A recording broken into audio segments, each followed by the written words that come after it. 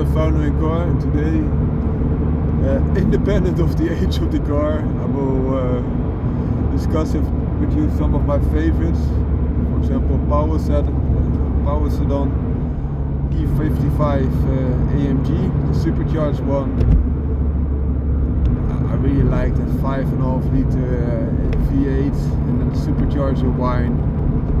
And they are still quite a performance secret because many people went to the C AMGs and did not like the E55, but the E55 was a beast because it had already forced induction, because it was not a turbocharged car, but it did have a supercharger which gave you that addictive whine and also a very much increase in torque, but also some increase in horsepower. So that's a beast in my opinion.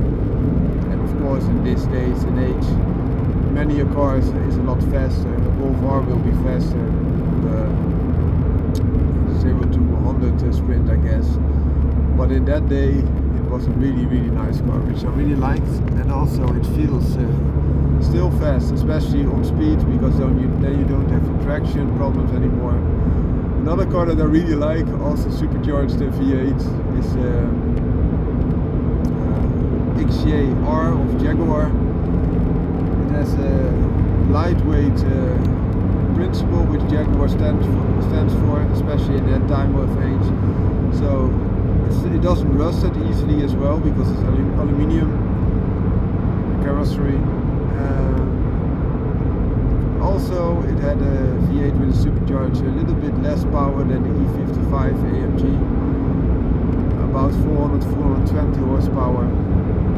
But a nice car. It also had a classic stance, which new XJs don't do for me. I'm not saying that a new XJ is a bad car, because it is not, but it does not do it for me that much. Then on to a little bit more naturally aspirated power sedans. Then I really liked the Maserati Quattroporte, also the Maserati Gran Turismo, because they are both at least 4-seaters, and they have that very addictive, naturally aspirated engine sound, perfect sound, and also quite some practicality. Also cars that I really like are the 156 AMG in the power sedan. I liked it even more as a station wagon because you have added functionality, but as a power sedan is already very nice. Also the RS4. The RS4 came in many iterations, but I especially like, if you are not going to tune it, so no trip tuning is involved, I like the 4.2 liter V8, which was even faster in the RS version as compared to the normal S4. Both had a 4.2 liter, but RS4 had a little bit more oomph, especially at a higher rev range. And I like a similar recipe that BMW gave to the M3.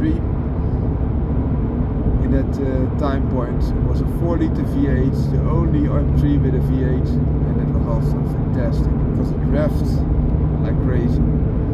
So those are very nice power sedans. I like the RS4 a little bit more because the practicality that you still have room also in the back, but the M3 with the V8 might be the better driving car, so less in the steer.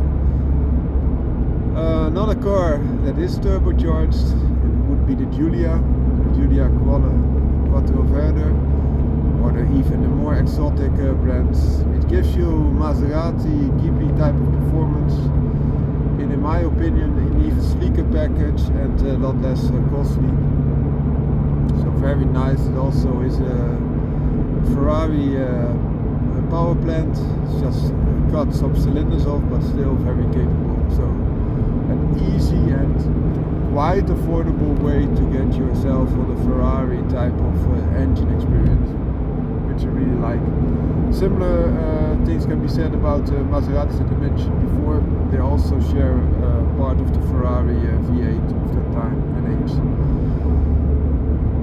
On to other very nice sedans. I really like the Tesla Model S. makes a power sedan in my opinion, and especially the performance derivative or even the long range, they are extremely capable.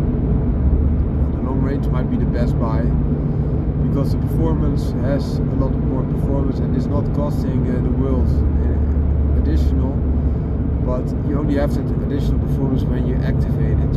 While the long range has a longer range, hence the name, which is good in practice, and still a beast because it will also accelerate the same speed as in the McLaren F1 did to 100 kilometers an hour. So that's, what more power do you need?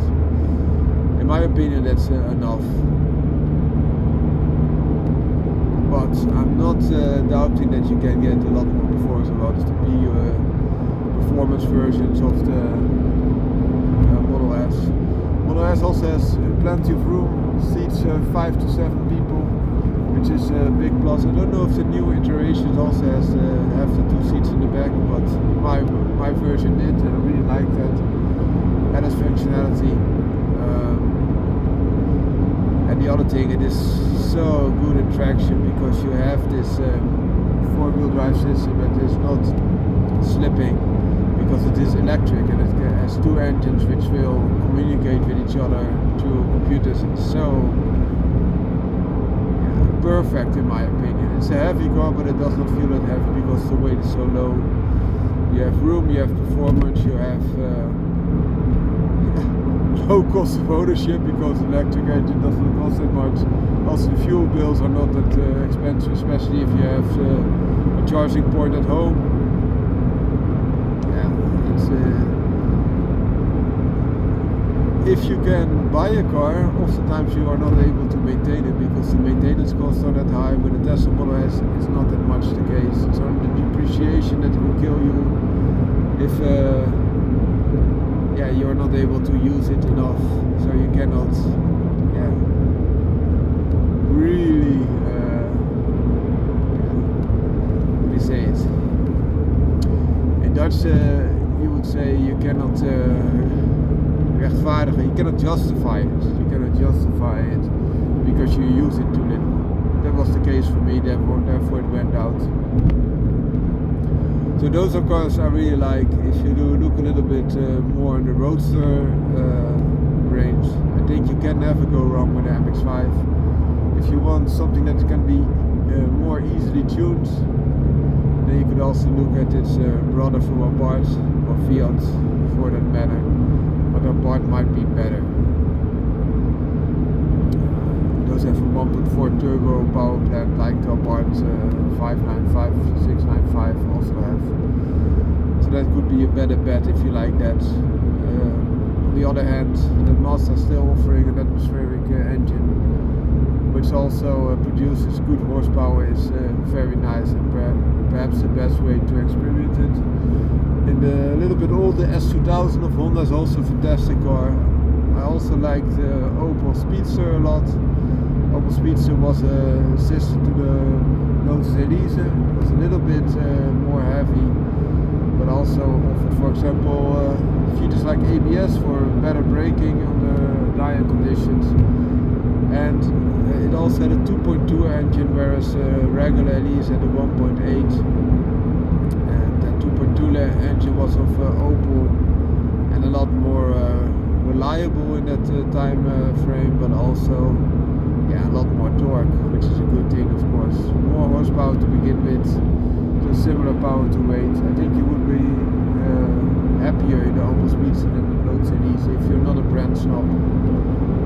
Another thing to consider is that the Opel Speedster also came with a performance derivative 2-liter turbo engine, which can easily be tuned, of course. So that could also be your poison. And Elise is also a very good car to have, of course. Or if you want to go very extreme, the Ariel Atom, but that does not protect you from the weather conditions. If you don't mind that much, you can also look to the Segma. I had the Segma 500 Fun Extreme is the most accessible and still capable of highway speeds.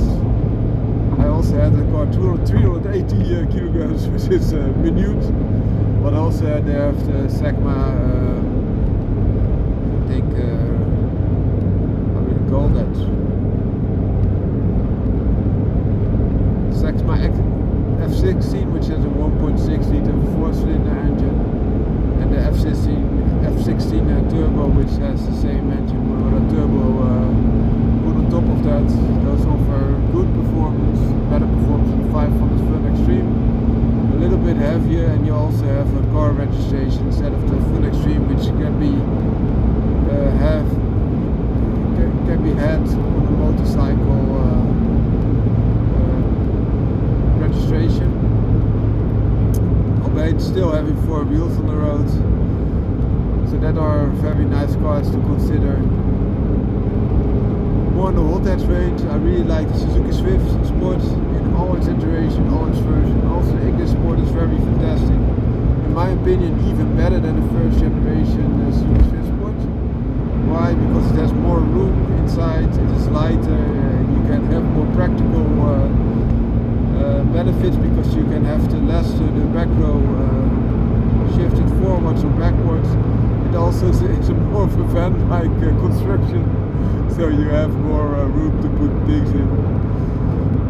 Yeah, also the Suzuki Swift Sport GTI also had that car, also very nice, but now becoming very old and costly to acquire, so you will be better off in the Swift Sport, Sport type of car, in my opinion, for the dollar or the euro in my country. Also very nice cars can be Clio RS for all the generation, but I really have a soft spot for the 172, 182 RS and the first turbocharged RS, the 1.6 turbo. Really like those.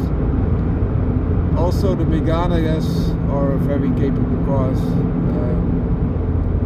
and the Honda Civic Type Rs. All the generations are very nice cars to have. Still a lot of practicality, good frantic engine. The new ones also have turbocharged engines, so easier to tune compared to the naturally aspirated. The naturally aspirated engines, although rev a little bit higher and sound a little bit better. Also for power sedans, but more of a coupe. I already mentioned Gran Turismo of Maserati, and also you can call there's a Model S a little bit between sedan and coupe. There's also the Panamera of Porsche, is a fantastic car. A little bit more costly than the Tesla Model S, and less practical, but a good performance car. And also you can look at the Jaguar series. I already mentioned the XJR, which I really like, but I also really like the XK series. So even without the supercharger, they are very capable cars. Nice V8 is also offered, sometimes a 6-cylinder as well in the earlier versions, and the seats for people, which is a great compromise that you have a practical sports car. In my opinion, it's not a pure sports car, it's a little bit more of a Grand Tour. Also the Gran Turismo, what's in the name?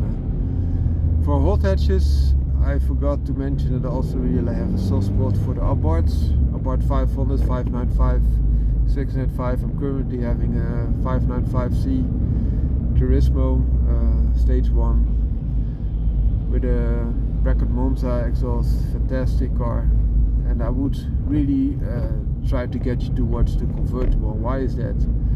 Because it's unique for a hot hatch to have the convertible in such a simple way that you still have all the practicality in place. The only thing is that the hatch is not a complete hatch because it's more of a sedan-like structure, so you don't have the big hatch opening, but you can mitigate this very easy and have additional benefits because you can top load it once you put the roof down.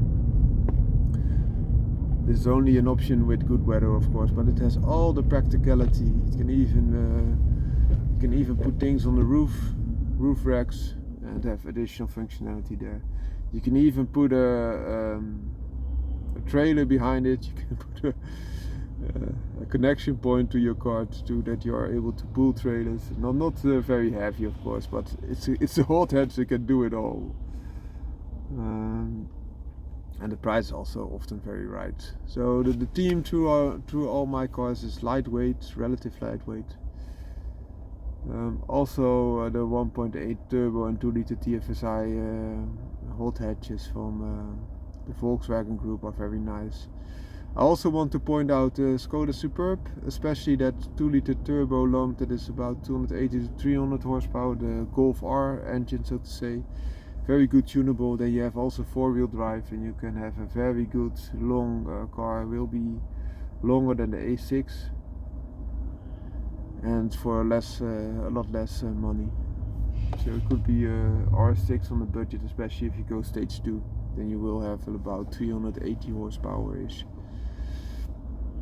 Also the RS4, RS6 I really like as cars, station wagons especially. I already mentioned RS4, but also RS6 is the bigger brother, is a very nice, capable car. So really look into that if you're also liking the power stations like I do. If you're not driving, I will. I think he's sleeping behind the steering wheel in his truck.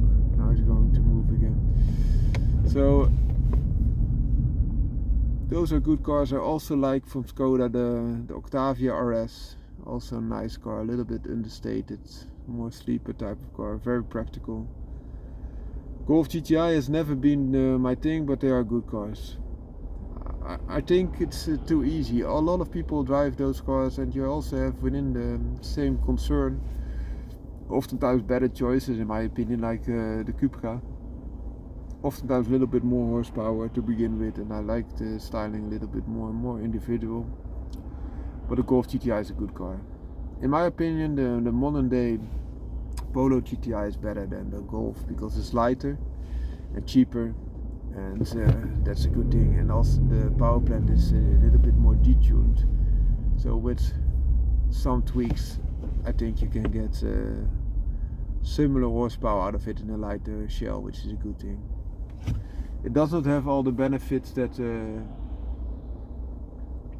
the Golf has in technology, but also if you compare, for example, Golf with a Focus ST, Focus ST is oftentimes the better car.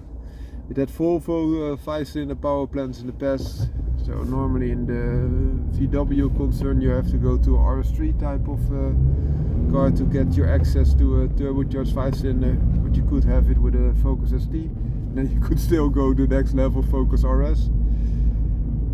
Also in Volvo, the older Volvo T4, T5 I really liked.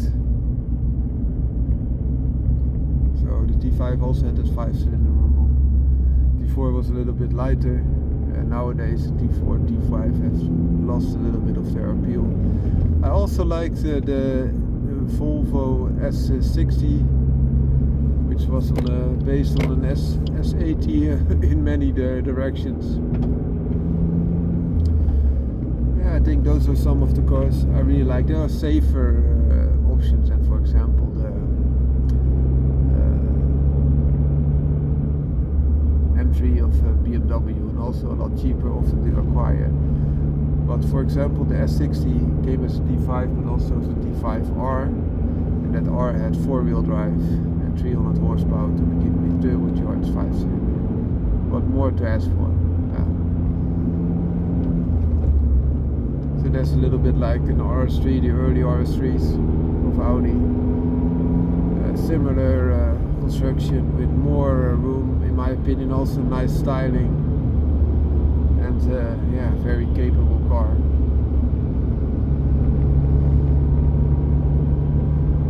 Also in hot hatches, the Fiesta ST is oftentimes a very good car. Ford makes good hot hatches on average. Some are a little bit more hit and miss, but on average they make very good hot hatches. So those are good choices to look for. VW also makes quite good hot hatches. One of the best hot hatches, which is quite small, is the VW Lupo GTI, which had a 6-speed and 100,000 kilograms, 125 horsepower in my recollection, which is nice to begin with. 1.6 liter engine, and had some aluminium tweaks, also because they had a very frugal Lupo. Another cool car is the A2 of Audi, not a real hot hatch, but it was also delivered with a 1.6, 110 horsepower, I guess. With some tweaks you could have similar power to the Lupo. It had a little bit more room, a little bit more aluminium base, and was even lighter. So also a good car to look into. All the French hot hatches are also very nice. I had an AX GTI with 106 rally parts on it as well. Very nice car. I also had a 205. Very nice GTI rallies.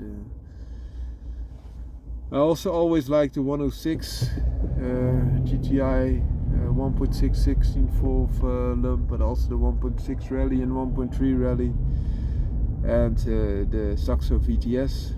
Also like that. I also like the 106 XSI, especially the 1.6 and the 1.4 95 horsepower, and 1.6 had 106 horsepower, so it was even more powerful than the 106 rally of the time, which had a 1.3, and more torque and more luxury as well. So a good compromise in my opinion. 205 GTIs are also excellent cars. 309. Especially GTI 16-valve engine was very capable. Also very nice sedan, very light, 950 kilograms, 160 horsepower. What not to love.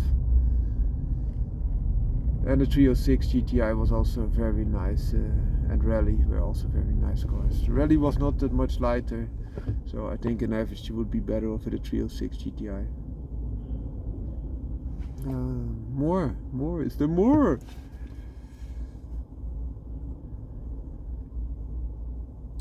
Yeah, below the Civic Type R you had Civic VTIs, in other markets known as Civic C, also very nice car. CRX was a Civic Coupe. In the earliest iteration I liked the 4-seater CRX a lot more than the 2-seaters. Del Sol, CS6, CRZ, I tried to say. It's also a nice modern day, but it's a lot less hot, but a lot more frugal type of CRX. Derivatives. Integras are very nice coupes, so coupes, so to say. Very nice, very capable. And you also have, which I really like, a personal favorite of mine, Fiat Coupe. So especially if you get it with a turbocharged 5-cylinder, I really like that car. 2-liter 5-cylinder. Turbocharged power plant, 220 horsepower stock, easily tuned, Pininfarina design. Yeah, perfect. You also had in the time point coupes by Alfa Romeo, for example the GT. It's a nice coupe, also 4-seater, quite roomy. And the Celicas, especially like the Celica and the last one with the 1.8 liter, which because it has a back to basic design and a little bit less bulky, so they focus on lightweight, which I really like. Same power plant was also found in the Elise of that time, because they used the Toyota power plants. And it could also be had as a VVT-i L, so more of a VTEC, dog VTEC like engine, 190-ish horsepower. So a good car to take into consideration. And Alfa Romeo also had a GTV, which was a nice wedge shape design as well. Not as roomy in the back, mind you, but still a 2+2. And an all-time favorite is the 911, of course, which I really like. Very capable sports car in all situations, and still it's a 2+2. I think we discussed many of the cars that I really like. I think I will always be able to add more to those, because there are so many good cars. If your car is not on the list, let me know, and I will consider it the next time. Founder and car, out.